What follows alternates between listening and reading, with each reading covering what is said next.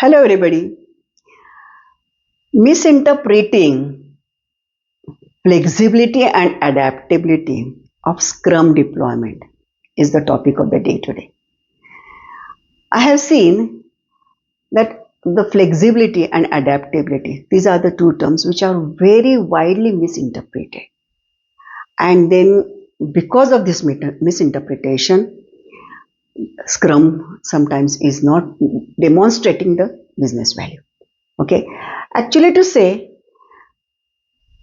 flexibility and adaptability, these are the two characteristics which are strengths of Scrum. Scrum is flexible because iterative nature is there, sprint planning can be done according to us, even the product backlog items, prioritization can be done, and within the framework of the Scrum, we can have a lot of adaptability in operations also.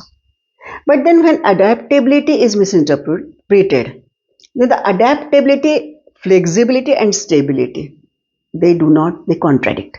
Nothing at the cost of stability. You cannot be flexible and there is absolutely no stability. How this is being interpreted? Now I'll give you an example. Product backlog is being, updated by anybody can add product backlog item, anybody can edit product backlog item, and the product backlog goes on swelling and then it becomes messy. It's very difficult to manage them. This is a wrong practice. Flexibility is being misinterpreted. Secondly, the changes in the feature requirement. We are agile, so we can make changes in the product feature requirements. But no, if the feature requirements are changing, if the business demands, that should be well managed. Okay. Many organizations, the features refining is done in the morning and it gets changed in the evening. And then the engineering team is again in the mess. Now this is very clear example that PDM's homework is not being done properly. So this is also, disadvantage of misinterpretation of flexibility. Second thing is, sprint backlog formation. Unrefined, ungroomed features are entered in the sprint backlog. There is no analysis done. Okay. And then the sprint after execution, changes are brought into this. Some features are inserted and, not based on the capacity, the work gets, added. And then the sprint backlog definitely is not going to meet because the capacity is not available. Another aspect is even daily stand-up, daily Scrum. I have seen organizations spending 2 hours on the daily Scrum. They use this platform or a ceremony to discuss the features, product features. I've seen, 2 hour Scrum of 10 members, so 20 hours being wasted on a daily basis. 30% of your capacity or, productive time is already gone, wasted. So this is also not acceptable. Next aspect is about, sprint reviews and retrospectives. Sprint reviews never attended by the stakeholders, so the comments are not received. Sprint retrospectives, the actions are never tracked, so the continuous improvement is hampered. This is not the flexibility and this is not adaptability. Rather, Scrum should make the teams more organized. And that is why this lightweight framework is in existence. Okay. So what I think is the team together should come up and form the norms that what is being changed or adaptable and what we will not be compromising on. I'll give you examples. We cannot compromise on the engineering practices. We cannot compromise on the refining techniques. We cannot compromise on, ensuring that the quality practices are not deployed. We cannot compromise, on DevOps workflow.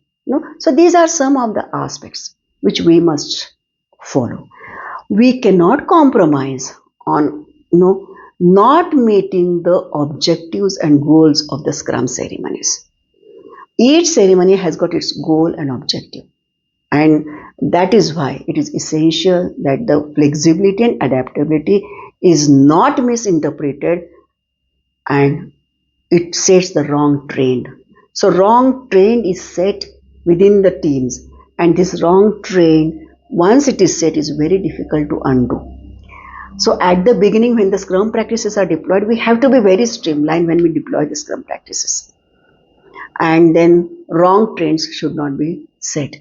Okay, if the Scrum doesn't add value, then the framework is being blamed. But no, the framework has been designed with a very insightful, thought, as well as the objectives and the ceremonies defined very well. So what is the solution? Now solution is the coach has to ensure that the team norms are set, that what will be flexible, what will not be flexible. Okay, I'll give you an example. Some of the retrospectives I have conducted in the pantry also. To make the team informal in communication and open up with a cup of coffee in the hand. This is how operationally you can deploy, but not at the cost of the sprint retrospective. Continuous improvement, actions that were recorded down, and then following up the actions is imperative. Similarly, every time the sprint review is conducted operationally, it can be conducted in different ways.